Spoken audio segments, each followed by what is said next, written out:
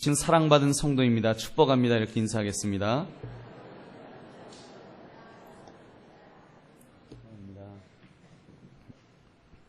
오늘 말씀의 제목, 사랑받은 성도가 가져야 할 모습, 사랑받은 성도가 가져야 할 모습이란 제목으로 우리 함께 말씀 나눌 때 우리 큰 은혜 받으시기 바랍니다. 어떤 서기관이 예수님에게 계명 중에 첫째가 되는 계명이 무엇입니까? 이런 질문을 했습니다. 이 말은 하나님의 말씀 중에서 최고의 말씀이 무엇이냐는 그런 질문입니다. 여기에 대해 예수님은 이렇게 말씀하였습니다. 마가복음 12장 30절부터 31절의 말씀. 내 마음을 다하고 목숨을 다하고 뜻을 다하고 힘을 다하여 주 너의 하나님을 사랑하라 하신 것이요. 둘째는 이것이니 내 이웃을 내 자신과 같이 사랑하라 하신 것이라. 이보다 더 큰 계명이 없느니라. 아멘. 여러분, 요약하면 위로는 하나님 사랑, 수평적으로는 이웃 사랑입니다. 그래서 이 둘을 합치면 십자가의 형상이 그려지게 됩니다. 이 사랑의 결정체가 바로 갈보리 언덕 위 십자가에서 일어났습니다. 의인을 부르러 온 것이 아니요 죄인을 부르러 오셨다는 말씀대로 죄인들을 죄악에서 구원하시기 위하여 십자가 위에서 예수님은 자기의 몸을 내어주셨습니다. 이보다 더 큰 사랑이 어디에 있겠습니까? 여러분, 우리가 선하였기 때문에 그 사랑을 받았는가요? 우리가 그분을 사랑하였기 때문에 그 사랑을 받았는가요? 아니면 그 사랑을 받을 만한 가치가 있었기 때문에 우리가 그런 사랑을 받은 것인지요? 여러분, 아닙니다.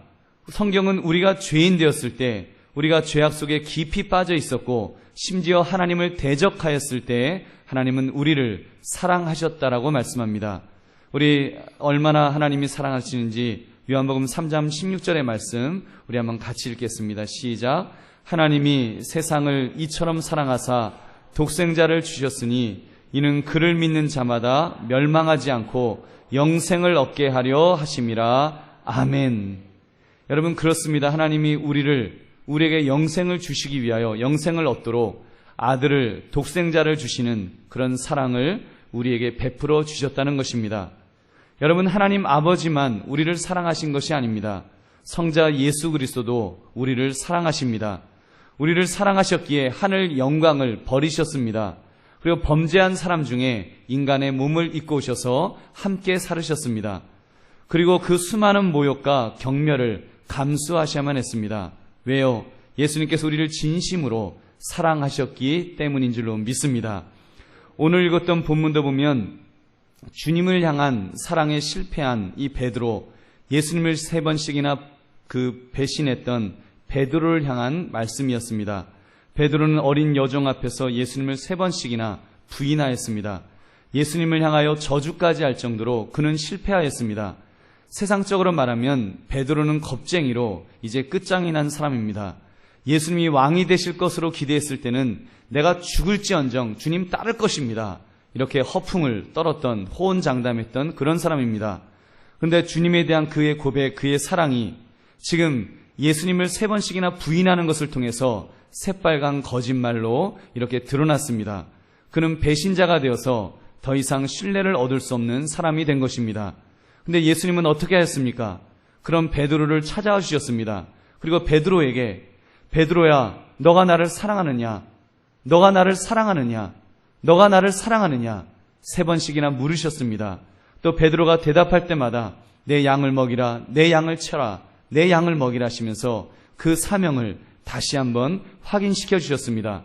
여러분, 무엇 때문에 예수님께서 베드로에게 이렇게까지 찾아오시고 이렇게까지 말씀하실까요? 여러분, 예수님께서 베드로를 사랑하셨기 때문인 줄로 믿습니다. 사랑하시기 때문에, 정말 베드로를 너무너무 사랑하시기 때문에 내 베드로가, 내 제자가 이렇게 잘못될까봐 예수님은 그를 붙들기를 원하셨습니다. 여러분, 예수님께서 베드로를 얼마나 사랑하셨는지 예수님께서 물과 피를 다 쏟으시며 목숨까지 내어주신 그 십자가 사건을 통해서 우리는 확인할 수 있습니다. 예수님은 자신을 다 주시기까지 베드로를 사랑하셨습니다. 모르긴 몰라도 예수님께서 가룟 유다라고 사랑하지 않으셨겠습니까? 여러분, 가룟 유다에게도 몇 번씩이나 기회를 주실 때 그를 사랑하시는 모습을 우리가 볼 수 있습니다. 근데 예수님께서 가룟 유다가 스스로 목숨을 끊는 그 모습을 보셨을 때 가슴이 얼마나 아프셨을까요? 그리고 저의 그 인간적인 생각에 이런 마음이 듭니다. 예수님의 마음속에 혹시라도 우리 베드로가 그렇게 될까봐, 여러분 인간적인 생각에 이런 상상을 해보면 우리 베드로가 그렇게 될까봐 우리 예수님 얼마나 종전걸음으로 베드로를 찾아가셨겠는가, 이런 상상을 한번 해보았습니다. 여러분, 그 예수님의 모습 얼마나 감사합니까? 만약에 예수님이 섯을 시퍼렇게 정죄하고 비난하고 비판하는 마음으로 베드로에게 찾아오셨다면 여러분, 베드로가 설 자리가 어디 있었겠습니까?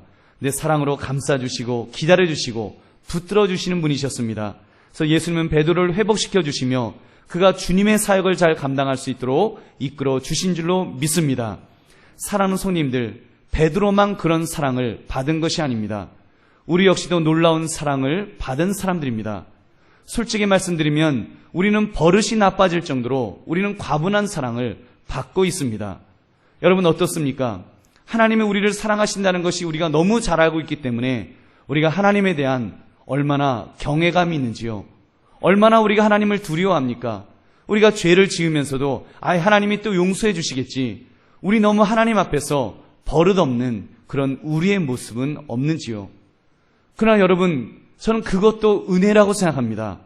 만약 하나님께서 우리를 이글거리는 눈빛으로 노려만 보고 계신다면 여러분 어떻겠습니까? 지금 이 예배의 이 시간이 얼마나 험악할까요? 저도 얼굴이 굳어져서 여러분 오늘도 하나님께서 말씀하였습니다. 독사의 자식들아, 누가 임박한 진노를 피하라 하더냐. 여러분, 이런 설교를 매주 해야 된다면 저도 두렵고 우리 모두가 두려워서 늘 마음이 무겁고 괴롭고 죄스러움 속에서 그렇게 살아야 하지 않겠습니까? 아마도 말씀을 전하는 저도 겁에 질려서 전할 것이고 듣는 우리 모두도 무거운 마음으로 눈치만 보면서 교회 문을 들어오고 나가야 될 것입니다. 근데 주님은 우리를 사랑하십니다. 여러분 믿으시면 아멘 합시다. 여러분, 주님은 우리를 사랑하십니다. 우리를 사랑하셔서 우리를 그 사랑받은 자로 참으로 붙들어 주시고 세워주시기를 원하시는 그 주님을 이 시간도 우리가 만나보기를 원합니다. 그러므로 우리는 사랑을 받은 자로서 마땅히 어떤 모습을 가져야 할지를 우리가 간략하게 살펴보심으로 함께 은혜를 나눌 수 있기를 바랍니다. 첫째, 우리 역시도 하나님 그분을 사랑해야 합니다. 우리 역시도 우리 하나님을 사랑해야 합니다. 여러분 어떻습니까? 이 말이 자연스럽게, 이 질문이 자연스럽게 들립니까? 아니면 이상하게 들리시는지요? 하나님을 진심으로 사랑하시는 분에게는 이 말이 이상할 것입니다. 그러면 하나님 사랑하지 어떻게 하나님 안 사랑해요? 이런 마음이 드실 것입니다. 과연 그럴까요? 어떤 분들은요, 사랑을 받기는 받지만 여러분 그 사랑을 표현할 줄을 모릅니다. 왜요? 거기에는 그동안 받은 상처가 너무 많기 때문에 더 이상 상처를 안 받으려고 사랑을 받을 줄만 알지 줄 줄을 모르는 것입니다. 전에 멕시코 선교를 가서 그곳 극빈자들 있는 마을에 가서 아이들을 만나보았습니다. 아이들한테 선물을 주는데 두 가지 부류의 아이들이 있습니다. 어떤 아이들은 막 달려옵니다. 막 환한 미소로 천사 같은 얼굴로 막 달려와서요. 그리고 막 와서 안기고 비비고 부대끼고 하면서 아이들이 얼마나 좋아하는지 모릅니다. 조그만 선물을 하나를 줘도 너무 고맙다 그러고 막 좋아서 어쩔 줄 몰라 합니다. 그런데 어떤 아이들은 이렇게 웃지도 않습니다. 오라고 해도 오지도 않습니다. 저쪽에서 쭈삣쭈삣하고 있다가 선물 준다 그러면 쓱 다가와서 하나 확 뺏어갖고 그러고는 사라집니다. 여러분, 어쩌면 여러분 하나님을 향한 우리의 마음이 어느 쪽에 있다고 생각하십니까? 혹시 두 번째 아이 같은 우리 모습이 우리에게 있진 않는지요? 하나님이 우리에게 베풀어 주신 사랑, 아들까지 아끼지 않으신 사랑이 있는데 얼마나 그것이 내 마음에 와닿고 있는지요? 정말 우리가 기도하면서 주님, 내가 주님을 사랑합니다. 하나님, 내가 하나님 사랑합니다. 이 고백이 내게 얼마나 있는지 여러분 질문해 볼 수 있기를 원합니다. 혹시라도 아직 이런 고백이 어색하신 분이 계십니까? 만약에 아직 주님 사랑합니다, 이 말하기가 어색하시다면 여러분 제가 이런 것을 권면합니다. 하나님 사랑해요 대신에 하나님 감사해요로 한번 바꾸어 보시기 바랍니다. 하나님에 대한 사랑, 감사하는 마음에서부터 시작될 수 있습니다. 하나님께서 나에게 베풀어 주신 은혜와 사랑에 우리 먼저 감사합시다. 여러분에게 감사할 것들을 한번 이렇게 계산해 보십시오. 하나하나 헤아려 보시면 적어도 십자가 진리 앞에서 나를 구원하신, 나를 천국으로 이끌어 주시는 그 하나님의 은혜에 감사가 넘칠 것입니다. 여러분, 그러면서 하나님 감사합니다. 하나님 감사합니다. 여러분, 감사 소리가 자꾸 나오다 보면 우리의 마음속에 그 사랑하는 마음이 저절로 생겨날 것입니다. 이렇게 감사의 고백, 사랑의 고백을 하시는 저와 여러분 되시기를 주님의 이름으로 축원합니다. 두 번째는 성도는 하나님의 편지를 사랑해야 합니다. 이 말은 즉 성경을 사랑해야 한다는 말씀입니다. 여러분 중에 거의 대부분은 다 글을 읽으실 것입니다. 그렇다면 하나님의 사랑을 받은 사람은 마땅히 성경을 읽어야 합니다. 왜요? 성경은 성령의 감동하심으로 쓰여진 하나님의 책입니다. 저는 이것을 일종의 연애편지라고 저는 이렇게 소개하고 싶습니다. 여러분, 하늘에 계신 하나님 아버지께서 우리를 천국까지 초대하시면서 우리를 천국까지 이끄시면서 일종의 편지 속에 자세한 이야기를 쓰신 것입니다. 약도도 그려놓으신 것입니다. 이렇게 해서 와라. 오는 동안에 이러이러한 것들을 준비해라. 하나님께서는 성령의 감동하심으로 그 소중한 글을, 하나님의 말씀을, 하나님의 글을 이렇게 성경을 통하여 우리에게 전달해 주셨습니다. 여러분, 그렇다면 우리는 이 책을 가장 소중한 책으로 우리가 여기고 가까이 하고 읽어야 할 줄로 믿습니다. 여러분, 저는 가끔 이 하나님의 말씀이 얼마나 신령한 말씀인지를 경험하곤 합니다. 저는 목사이기 때문에 어쩌다가지만 이렇게 이렇게 천국이라든지 이런 책에 대해서 이단 서적을 이렇게 읽을 때가 있습니다. 그런 책을 읽다 보면 이렇게 좀 해괴한 이야기들도 이렇게 써 있고, 그래서 이런 것 때문에 그 많은 사람들이 이렇게 미혹될 수 있겠구나, 이런 것도 경계하고 그럽니다. 근데 그런 이단 서적들의 공통점이 한 가지 있습니다. 그것을 읽어내려 가노라면 영적으로 답답함을 느낍니다. 영적으로 답답해요. 또 책이 길다 보면 이렇게 좀 읽다가 또 놔뒀다가 읽다가 하다 보면 답답한데, 음식으로 말하면요, 그 석회가루 넣은 두부 같은 그런 느낌, 아니면 이렇게 하여튼 좀 그런 좋지 않은 그런 맛이 납니다. 그러다가요, 성경을 읽으면 얼마나 마음이 이렇게 청량음료를 먹는 것처럼 시원해지는지 모릅니다. 심령이 맑아지는 것을 느껴요. 꼭 요한복음이라든지 이런 로마서라든지 이런 말씀이 아니라도 때로는 읽어도 별로 은혜도 안 되는 말씀, 레위기 같은 거 여러분 이렇게 읽으시면서 맨날 제사 어쩌고 하는데 제사 한 번도 지내보지 않았으니까 뭔지도 잘 모르겠고, 그렇게 쭉쭉 그냥 읽어나가는 그런 책을 읽어도 그런 말씀도 얼마나 그 가슴이 뻥 뚫리는 느낌이 있습니다. 여러분, 그거는 영적인 것입니다. 왜 그럴까요? 하나님의 말씀이기 때문에, 그 말씀을 기록하실 때 성령의 그런 감동하심이 있었기 때문에, 그 한자 한자에 성령의 감동이 있기 때문에 그 성경을 읽으면 여러분 우리의 심령이 맑아지게 되는 줄로 믿습니다. 여러분, 이 말씀을 많이 읽으십시오. 이 말씀을 보약으로 말하면 산삼과 같은 그런 말씀입니다. 잘 캐셔야 됩니다. 캐실 때 잘 캐셔서 뿌리가 상하지 않도록 조심스럽게 흙을 털고 불고, 그리고 물에 잘 씻어서 잎사귀까지 꼭꼭 씹어서 드시면 여러분 영적으로 크게 건강하게 될 줄로 믿습니다. 육신적으로 힘들 때에도 여러분 주의 말씀을 읽으시다 보면 하나님께서 마음에 평안을 주십니다. 또 때로는 하나님께서 기적적인 역사를 통해서 회복해 하시는, 치유케 하시는 은혜도 주실 줄로 믿습니다. 여러분, 이 말씀 꼭 붙드셔서 이 말씀 1.1획도 잘못되지 않도록 성령께서 감동하심으로 주신 귀한 말씀입니다. 정말 성령의 그런 그 입김이 스며들어 있는 그런 귀한 말씀입니다. 이 말씀을 꼭 가까이 하십시오. 다른 어떤 책보다도 성경을 가까이 하시기 바랍니다. 그리고 성경 말씀을 많이 묵상하시고 되도록이면 암송하십시오. 그 말씀들이 여러분의 영을 맑게 해줄 것입니다. 이렇게 늘 하나님의 말씀을 가까이 하며 살아가시는 저와 여러분 되시기를 주님의 이름으로 축원합니다. 세 번째는 성도는 하나님과 대화하기를 즐거워해야 합니다. 이 대화를 가리켜 기도라고 말합니다.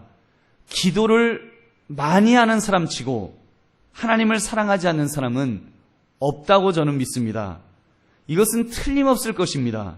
반면에 하나님을 무지무지하게 사랑한다고 말하는데 기도는 전혀 하지 않는 사람이라면 제 생각에 진짜 하나님 사랑하는 것 아닙니다. 왜요? 기도는 하나님과의 대화이기 때문입니다. 만약에 15년, 20년을 부부가 같이 살면서 한마디도 대화를 하지 않았다. 우리는 입도 뻥끗하지 않고 쳐다도 안 보고 산다. 여러분, 그 부부는 뭔가 문제가 있는 것입니다. 결코 그 부부가 서로 사랑하는 그런 부부관계라고 아무도 말할 수 없을 것입니다. 여러분, 그렇게 볼 때 나의 기도 생활을 점검해야 됩니다. 하나님과 어떤 대화를 하시다가 오셨는지요. 여러분, 지난 일주일을 돌아보실 때 과연 얼마만큼 내가 기도를 하였는지 한번 점검해 봅시다. 여러분, 하나님은 우리를 사랑하신다고 하십니다. 우리를 사랑하시고 우리와 언제든지 대화하시기 위하여 언제나 문을 열어놓고 계십니다. 심지어 우리에게 강청하여 기도해라, 아예 막 쫄라서 기도해라, 소리쳐서 기도해라, 귀찮을 정도로 기도하라고 주님께서 그렇게 기도의 방법을 가르치셨습니다. 근데 내가 만약에 제대로 주님 앞에 나와서 기도하지 않았다면, 대화하지 않았다면 여러분, 그것은 나의 신앙에 문제가 있는 것입니다. 만약 내가 기도하지 않았다면 하나님께 사죄합시다. 하나님께서 나를 그토록 사랑하시는데 내가 제대로 주님과 대화하지 못했습니다. 나의 이런 무심함, 나의 어떤 이 게으름, 또 바쁘다고 핑계하는 마음, 이런 마음을 용서해 달라고 우리가 주님 앞에 이렇게 회개의 기도를 해야 될 것입니다. 그러면서 용서해 주시고 이제는 주님과 많은 대화를 할 수 있도록 나를 붙들어 달라고 우리 이렇게 기도합시다. 그러므로 기도하심으로 우리 늘 하나님과 대화를 하기를 즐거워하시는 저와 여러분 되시기를 주님의 이름으로 축원합니다. 네 번째는 성도는 하나님이 세우신 기관을 사랑해야 합니다. 여러분, 하나님이 이 지구상에 세우신 가장 귀한 기관, 아들의 피값으로 세우신 기관이 무엇일까요? 교회입니다. 그렇습니다. 교회입니다. 이 교회를 주님께서 그만큼 사랑하십니다. 특히 좁은 의미의 교회, 즉 내가 현재 출석하는 교회, 바로 우리 한강교회, 한강교회가 저와 여러분의 교회입니다. 여러분, 우리 한강교회를 진심으로 사랑해야 합니다. 여러분, 어떤 때 교회에 실망될 때가 있지는 않았는지요? 그럴 때 우리가 이런 말 하잖아요. 이놈의 이렇게 우리 그럴 때 있지 않습니까? 아니면 뭐 이따위 가 있나? 우리가 이런 말 할 때 있습니다. 여러분, 그런 말이 만약에 나오려고 하면 입을 막으십시오. 그 절대로 내 입에서 여러분 교회를 향하여 주님이 피값 주고 사신 교회, 여러분 교회를 향해서, 왜냐하면 교회는 주님의 몸 아닙니까? 머리 대신 예수 그리스도의 몸입니다. 여러분, 우리가 교회를 만약에 그렇게 비난한다면 그것은 주님을 비난하는 것입니다. 무서운 죄입니다. 여러분, 그런 마음이 들 때 우리가 입을 다물어야 됩니다. 그리고 교회가 잘 되기를 위해서 여러분 정말 우리가 교회가 잘 되기를 위해서 기도해야 됩니다. 교회가 부흥하기를 다른 무엇보다도 갈망해야 되는 것입니다. 여러분, 교회가 은혜가 있어야 합니다. 교회가 사랑이 있어야 됩니다. 교회가 성령 충만함이 있어야 합니다. 여러분, 싸우는 교회를 보십시오. 성도들이 불행합니다. 여러분, 세상에서 가장 불행한 것은 교회가 은혜가 없을 때 그것보다 불행하고 그것보다 절망적인 것은 없습니다. 가정에 문제가 있어도 좀 괜찮습니다. 왜냐하면 교회 나와서 은혜 받고 회복되면 되기 때문입니다. 사업이 조금 안 돼도 괜찮습니다. 교회 와서 은혜 받고 그리고 응답받고 복을 받으면 다시 회복할 수 있습니다. 그러나 여러분 교회가 문제가 있으면 그때는 어디서 회복이 일어납니까? 여러분, 얼마나 이 교회라고 하는 것, 주님의 이 몸된 교회라고 하는 것이, 이것이 얼마나 소중한 것인지 모릅니다. 우리의 신앙을 위해서, 나의 영적 건강을 위해서 얼마나 소중한 것인지 모릅니다. 그러므로 여러분, 우리가 교회를 위해서, 은혜로운 교회가 되기 위해서 기도합시다. 여러분, 때로는 불만이 있어도 참으십시오. 참으시고 그리고 그리스도의 사랑으로 품으시고 그리고 위하여 기도하십시오. 그것이 중요합니다. 저도 살아가다 보면 때로는 힘들 때가 있습니다. 때로는 어려울 때도 있습니다. 너무 낙심될 때도 있습니다. 여러분, 이런 여러 가지 있을 때 어떤 때는요, 이 강대 위로 올라오기 위해서 여기 올라올 때까지는 마음이 무거울 때가 있습니다. 그러다가도 딱 올라와서 우리 성도님들의 얼굴을 딱 보면 마음이 확 풀려요. 정말입니다. 여러분들의 얼굴을 보면 마음이 풀립니다. 그러면서 마음에요, 하나님께서 은혜를 주시고 용기를 주시는데, 여러분 용서하시게 들으십시오. 이런 표현입니다. 여러분, 우리 부모님들 그렇지 않습니까? 직장에서 사업장에서 어렵고 힘들 때 있지 않습니까? 너무 힘들 때, 그래서 막 힘들어서 집에를 와요. 집에 와서 근데 자녀들을 막상 보면은 자녀들에게도 막 그 웃는 모습 보고 그러면은 아유 하면서 잘 있었어? 그러면서 이렇게 부모가 아이들을 감싸주지 않습니까? 그러면서 밖에서 있었던 어려운 일들을 이야기하지 않습니다. 왜냐하면 자녀들이 그 불안해할까봐 이야기하지 않습니다. 그러면서 사랑으로 품어주고 감싸주는데, 여러분 그것이 바로 그 사랑하기 때문에 자녀를 사랑하는 부모의 마음입니다. 사랑하는 성도님들, 우리가 그런 마음으로 살아갑시다. 우리 교회를 사랑하는데 그런 마음으로, 정말 주님의 몸된 교회를 사랑하는데 그런 마음으로 우리가 사랑하고 교회를 돌보고 교회를 세우기 위하여 애쓸 때, 여러분 그것이 우리에게도 유익이 될 줄로 믿습니다. 우리가 영적으로 건강해지고 우리의 자녀들이 영적으로 잘 자랄 수 있도록 우리가 교회를 사랑하고 교회를 세워나가는 저와 여러분 되시기를 주님의 이름으로 축원합니다.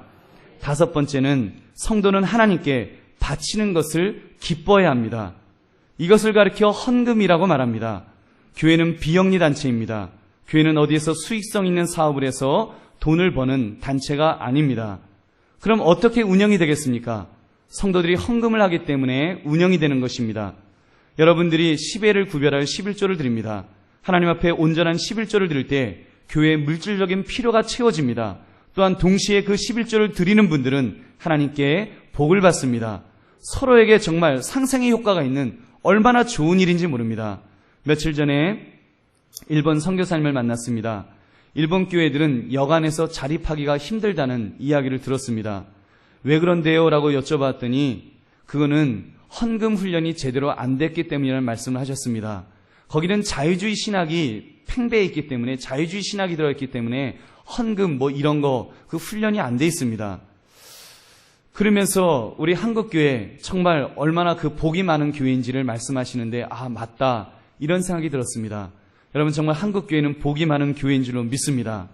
여러분 이렇게 헌금하기를 즐거워하는 분들, 주님 앞에 바치기를 즐거워하는 분들이 계시기 때문에 교회가, 여러분 한국교회가, 이 작은 나라가 세계를 향하여 선교를 하는 것입니다. 미국 다음으로 두 번째로 그 크게 지금 선교를 감당하고 있는 것, 이거는 여러분 기적입니다. 우리가 경제 2위가 아니잖아요. 그럼에도 불구하고 우리가 이런 일들을 감당할 수 있는 것, 하나님이 기뻐하시는 일을 감당하는 것은 바로 한국교회 성도들에게 하나님에게 바치는 것에 기뻐하는 마음을 주셨기 때문에 이 일이 가능한 줄로 믿습니다. 여러분 앞으로 우리가 그런 마음으로 하나님 앞에 드리기를 즐거워하시기 바랍니다. 교회 재정이 풍성해지는 것을 기뻐하십시오. 여러분 그것이 곧 여러분의 가정에, 여러분의 사업장에 여러분 복이 될 줄로 믿습니다. 여러분 결국은 그 교회의 재정이 풍부해지는 것이 누구를 통하여 이루어지는 것입니까? 바로 여러분들을 통하여 이루어지는 것입니다. 여러분의 그런 그 가정에 또 사업장에 물질의 복을 부어 주실 줄로 믿습니다. 그러므로 우리가 그런 마음, 정말 하나님 앞에 드리기를 즐겨하는 마음으로 살아가시는 저와 여러분 되시기를 주님의 이름으로 축원합니다. 여섯 번째, 성도는 하나님이 사랑하시는 사람을 사랑해야 합니다. 이웃을 내 몸과 같이 사랑하라. 이것이 우리 주님의 명령입니다. 왜요? 그 이웃을 위하여 우리 주님은 피 흘려 죽으시기까지 하셨기 때문입니다. 교회 성도들을 사랑하십시오. 그분들, 여러분 그 개인 한 사람 한 사람을 놓고 보면 어쩌면 나 그 사람 사랑 못해요 하실 분도 혹시 강 건너는 있을지 모르겠습니다. 여러분 그러나 하나님께서 사랑하시기 때문에, 하나님께서 사랑하시는 자이기 때문에 우리는 성도를 사랑해야만 합니다. 저는 목사의 아들로 태어나서 사랑을 참 많이 받았습니다. 너가 아무개 목사님 아들이구나. 저는 그 소리 듣기 싫을 정도로 들었고요. 아유, 목사님 아들이라는지 모르는데 애가 참 똘똘하고 뭐 똑똑하고 아유 참 애가 착하구나. 하나도 안 착했는데 뒤로 호박씩 다 까고 있었는데 얼마나 칭찬을 제가 많이 들었는지 모릅니다. 심지어 제가 다리가 부러진 적이 있었는데 주보에 아무개 목사님 영식 차은일군 다리 부러지다 뭐 이런 주보가 나온 적이 있었습니다. 영식이란 말은 남의 아들을 높여 부를 때 쓰는 말인데 그 당시에는 박정희 대통령 때였기 때문에 지만군에게 박정희 대통령 아들 지만군에게 쓰던 그런 단어였습니다. 제가 그런 대접까지 제가 정말 분에 넘치는 사랑을 받았습니다. 무엇 때문에 받았을까요? 제가 잘나서일까요? 여러분 아닙니다. 저는 정말 못났습니다. 저는 정말 형편없었습니다. 근데 목사님 아들이라고 얼마나 예뻐하시는지 정말 분에 넘치는 사랑을 받았습니다. 여러분 그렇습니다. 우리가 다른 교우들을 사랑할 때도 그 마음으로 사랑하는 것입니다. 여러분 그 사람이 정말 예뻐서 그 사람이 정말 사랑스러워서 우리가 사랑하라고 한다면 과연 몇 사람이나 우리가 사랑할 수 있겠습니까? 몇 사람 못할 겁니다. 더군다나 원수를 사랑하라? 이건 말도 안 되는 그런 말씀 아닙니까? 그러나 우리가 사랑할 수 있는 이유는 하나님께서 사랑하시는 자이기 때문인 줄로 믿습니다. 아들까지 아끼지 않을 만큼 특별하게 사랑하시는 자인데 우리가 어떻게 사랑하지 않을 수 있습니까? 그러므로 사랑하는 마음으로 그들을 함께 사랑하시는 진심 어린 사랑을 하시는 저와 여러분 되시기를 주님의 이름으로 축원합니다. 마지막 7번째로 성도는 하나님이 예비하신 나라를 사랑해야 합니다. 이것을 가리켜 천국에 대한 소망이라고 말합니다. 우리 신앙생활의 꽃이라고 말할 수 있을 것입니다.